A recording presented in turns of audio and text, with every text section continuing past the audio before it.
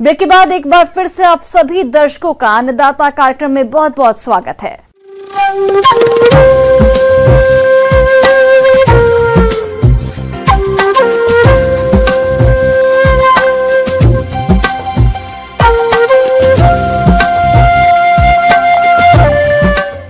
मौसम विभाग के रिपोर्ट पर साप्ताहिक कृषि सलाह इस प्रकार है।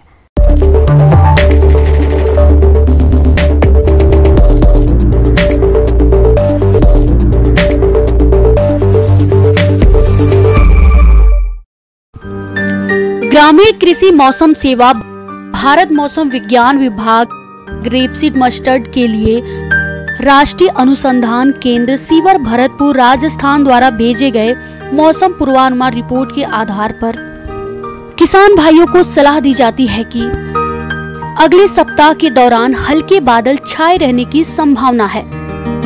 कुछ स्थानों पर हल्की वर्षा होने की भी संभावना है। वहीं अधिकतम तापमान 41.0 सेंटीग्रेड और न्यूनतम तापमान 27.0 से 29.0 सेंटीग्रेड होने की संभावना है। अगले 3 दिनों के दौरान 15 से 26.0 किमी प्रति घंटे की गति के साथ हवाएं भी चलने की संभावना है। अधिकतम सापेक्षिक आर्द्रता 37 से 45% और न्यूनतम सापेक्षिक आर्द्रता 11 से 22% के बीच रहने की संभावना है। इसलिए किसान भाई सब्जियों में आवश्यकता अनुसार सिंचाई करें। बगीचों में लगाए गए नए पौधों में गर्मी के प्रभाव को कम करने के लिए पौधों के चारों तरफ बोरी घास का रक्षा कवच बनाएं तथा उसमें हवा के निकास की समुचित व्यवस्था भी बनाएं। अगले सप्ताह के दौरान हल्के बादल छाए रहने की संभावना है। वहीं सब्जियों में आवश्यकता अनुसार सिंचाई करें। जायद मूंग की फसल में दाना बनाते समय हल्की सिंचाई करें। नींबू के डाईबैक से ग्रसित टहनियों को काटे और कटे हुए भाग पर कॉपर ऑक्सीक्लोराइड का लेप लगाएं। पौधों पर कॉपर ऑक्सीक्लोराइड 3 ग्राम प्रति लीटर पानी के साथ छिड़काव करें।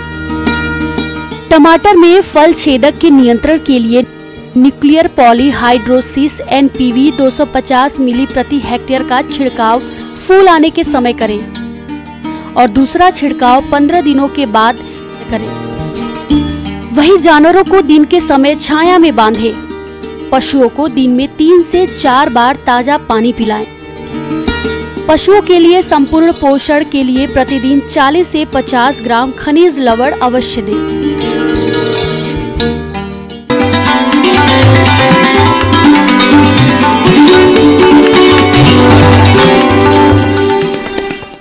आइए जानते हैं अन्नदाता निशुल्क फोन के माध्यम से पूछे गए समस्याओं का समाधान। अन्नदाता निशुल्क फोन संपर्क सेवा के माध्यम से पूछे गए प्रश्नों में से आज हमने जिस प्रश्न को कार्यक्रम में शामिल किया है उसे पूछा है कालीबंगा जिला हनुमानगढ़ के कृषक मनोज सिंह ने। ये कीड़ा जड़ी मशरूम के बारे में जानकारी चाहते हैं। तो मनोज सिंह जी, आपकी जानकारी के लिए प्रस्तुत है कार्यक्रम का ये अंश।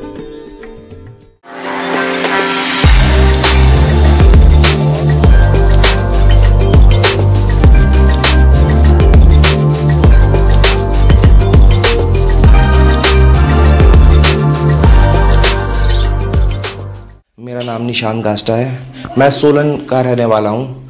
मैंने अपनी BTech AP Goyal university Shimla से करी है और अपनी पॉलिटेक रियाद बारा से करी है। मुझे बचपन में मशरूम लगाने का काफ़ी शौक़ था। मेरे घर में मेरे नाना जी मशरूम लगाया करते थे। उन्होंने बटन मशरूम्स और ऑयस्टर्स लगाए हुए थे।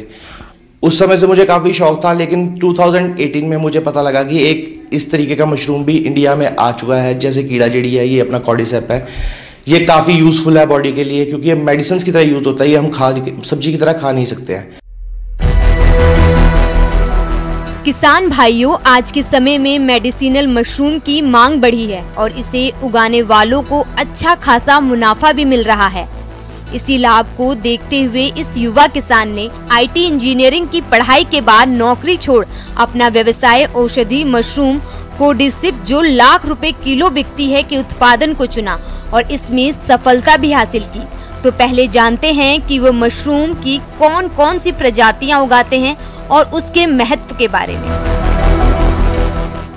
इंडिया में दो तरीके की कॉर्डिसेप्स है। एक कॉर्डिसेप्स सिनेसिस जो हिमालयाज में होती है और एक कॉर्डिसेप्स मिलिट्रीज जो कि हमने लैब में लगा सकते हैं।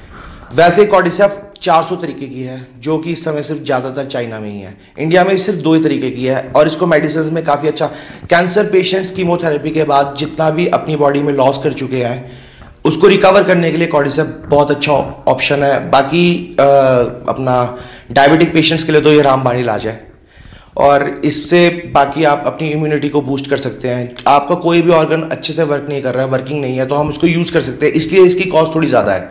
कॉर्डिसेप्स सिनेसिस की कॉस्ट तो इससे भी ज़्यादा है लेकिन वो हिमालयाज में मिलता है, उसको ढूंढना काफ़ी मुश्किल है।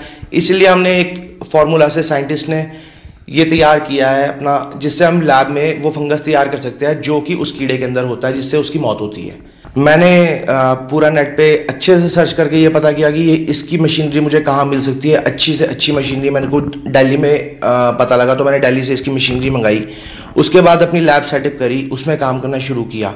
इसको मैं ब्राउन राइस में स्टार्ट किया था लेकिन अब मैं इसको व्हीट पे भी लगा रहा हूँ। वैसे ये ब्राउन राइस में लगता है, अब मैंने इसको व्हीट में भी लगाया हुआ है।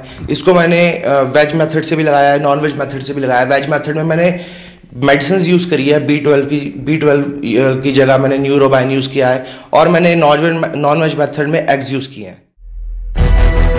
यूं तो mushroom city of India Solan में कई तरह की मशरूम उगाई जाती हैं, लेकिन कोर्डिसिप का उत्पादन कर निशांत मशरूम बॉय के नाम से मशहूर हो चुके हैं। निशांत ने बताया कि उनके माता पिता ने बहुत साथ दिया, जिसमें कोर्डिसिप की सफलतापूर्वक खेती की गई। तो ये सफलता कैसे मिली और इनके मशरूम उगाने की तकनीक क्या है, जानते हैं खुद इन्हीं से। इस प्रोसेस का जो मेन है वो मशीनरी है, ऑटोक्लेव और लैमिनार। हमें वो यूज़ करना है क्योंकि हमें एक आर्टिफिशियल एटमॉस्फेयर क्रिएट करना है। हमें डब्बे के अंदर राइस डालकर इसमें स्पॉन डालना है और जो प्रोसेस 60 डेज की है वो हमें पूरी फॉलो करनी है। लेकिन हमें जो एटमॉस्फेयर है वो वैसा क्रिएट करना पड़ेगा जैसा ग्लेशियर में होता है। 21 डिग्री टेम्परेचर, उससे नीचे होना चाहिए, ऊपर नहीं होना चाहिए, और आपकी ह्यूमिडिटी 75 तक होनी चाहिए। हमें ये आर्टिफिशियली तैयार करना है और इस प्रोसेस में वही मशीनरी यूज़ होंगी जो कि आर्टिफिशियली ऐसा माहौल क्रिएट करे। जैसे ह्यूमिडिफायर हो गया, आपका लैमिनार हो गया, एसी हो गया। एसी से हमें 21 डिग्री टेम्परेचर रखना है, टेम्परेचर बढ़ना नहीं चाहिए, टेम्परेचर 21 ही रहना चाहिए, इससे ऊपर नहीं। हमें टिश्यू कल्चर बनाने के बाद जब स्पॉन बनाएंगे तो हमें सबस्ट्रेट राइस सबस्ट्रेट लेंगे हम ब्राउन राइस में, हम इसमें स्पॉन डालेंगे। उसके बाद इसको 10 डेज तक हम डार्क में रखेंगे। 10 डेज में डार्क में रखने के बाद इस पर माइसीलियम आ जाएगा, आपके सारे डब्बे वाइट हो जाएंगे। जब वो डब्बे सारे वाइट हो जाएं उसके बाद उसे डायरेक्ट लाइट में एक्सपोज करने पे वो येलो कलर का होना स्टार्ट कर देंगे। जब वो येलो कलर के स्टार्ट हो गए हैं, आपकी कंडेमिनेशन क्रॉप में नहीं है, तो 5 डेज के बाद आपके इसमें पिन हेड्स आने स्टार्ट होंगे जो कि बाद में क्रॉप बनेंगे। वो धीरे धीरे बड़े होते रहेंगे। आफ्टर 60 डेज जो आपका सबस्ट्रेट होगा, राइस सबस्ट्रेट होगा, वो खुद ही आपके डब्बे को छोड़ देगा, मतलब वो खुद बाहर निकल जाएगा क्रॉप के साथ। उस समय आपकी क्रॉप हार्वेस्ट होने को तैयार है। अब मेरी क्रॉप तैयार हो चुकी है। मैंने इसे प्लास्टिक बॉक्स में लगाया था। वैसे मैं इसे कांच के ग्लास बॉक्स में भी लगा सकता था लेकिन उसको हैंडल करने में प्रॉब्लम होती, इसलिए मैंने इसको प्लास्टिक बॉक्स में लगाया था और अब मेरी क्रॉप रेडी हो चुकी है। इंटरनेशनल मार्केट में वैसे इसकी कॉस्ट अगर जो हम नेट पे देखेंगे तो लाख, 70,000, 1 लाख, 1.5 लाख, कुछ लोग 3.5 लाख तक भी इसे दे रहे हैं। लेकिन नॉर्मली ये मतलब अपना 50 से 1,50,000 तक जाएगा, इससे ऊपर नहीं जाता। वो भी इसकी कॉर्डिसिपिंग वैल्यू पे डिपेंड करता है जो कि लैब में टेस्ट होती है। उसके बाद इसकी डिसाइड होती है कि इसकी कॉस्ट कितनी है। इंडिया में इसकी मार्केट अभी थोड़ी कमज़ोर है, धीरे धीरे इसकी मार्केट बनेगी। इस समय इंडिया में इसके काफ़ी ग्रोअर्स बैठे हैं जो इसको उगा रहे हैं। ये मेडिसिन में यूज़ हो रहा है। इन्वेस्टमेंट के लिए इसमें सिर्फ स्टार्टिंग में मशीनरी की इन्वेस्टमेंट है और बाकी जो आप स्पॉन लेंगे उसकी इन्वेस्टमेंट है। स्पॉन एक बार आने के बाद मैं अपनी लैब में फ्रूटनिंग बॉडी से खुद स्पॉन को रेडी कर सकता हूँ, इसको आगे सेल भी कर सकता हूँ, किसी को ज़रूरत है मैं उसको दे भी सकता हूँ। जब मेरे पास स्पॉन रेडी हो जाएगा उसके बाद मैं अपनी लैब में उसको यूज़ कर सकता हूँ। मुझे एक बार सिर्फ स्पॉन पे पैसा खर्चना है, उसके बाद मैं अपने स्पॉन को रन करूँ। ऑन एन एवरेज मेरी लैब 18 किलो की है। अगर मैं हर महीने सिर्फ 2 किलो भी अपनी लैब में मशरूम निकालता हूँ और ये 60,000 रुपये की निकलता है तो मैं 1,20,000 रुपये आराम से अर्न कर सकता हूँ, जो कि मेरे लिए प्रॉफिट ही है। ये मेरे लिए प्रॉफिट ही है। अगर मैं इसको 1,20,000 में भी करूँ, मैं साल में आराम से 6-7 लाख रुपए का इसमें बिजनेस कर सकता हूँ 2-2 किलो क्रॉप निकालने पर भी।